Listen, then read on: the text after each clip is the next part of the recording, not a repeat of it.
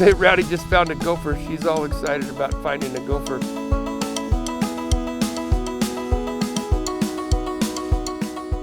My history is from San Diego. My dad was in the Navy, and when I was really young, we moved out to Alabama.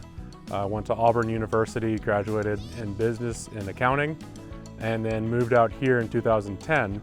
I knew nothing about wine. The only wine that I knew about was the Franzia box of wine that was in my parents' refrigerator. I started pouring in a tasting room in downtown Paso, Pianeta Winery, then helped out at Opolo, and eventually got the internship up at Daou, and that's where I learned the production side of it. Long hours, a lot of work, but was so much fun, so rewarding, and was at Daou for about 7.5 years, and then got the assistant winemaker position at Sextant. So I was recently at Pacific Wine Services where I was making wine for 50 different people in Paso, and now found my resting place here. It was a winery that's been established, been here for a long time. Seemed like the perfect place to come, just to keep a nice low profile on the amount of cases that we do, but also have a lot more control and a lot more say in what we're actually doing.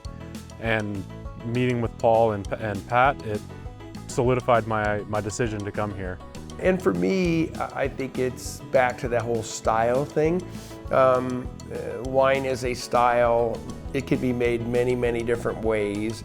And so having somebody who's made it for other wineries, you know, and experienced, you know, places like Daou and Sextant, and it's all good, you know, and yet he's having to learn now too, sort of our old-fashioned European winemaking style. And then I've always been very open with all the winemakers that have ever worked here, you know, to allow them the freedom to express themselves, try some things within limitations to the recipe.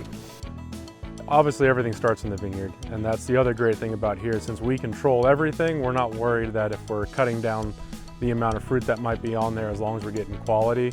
And then I'll help with the picking decisions, tasting the fruit before we pick it, and then doing my own little stuff with the fermentation and yeast selection and everything. Yeah, continue the music, but you know, play it in a new, passionate way. Yeah, it's cool.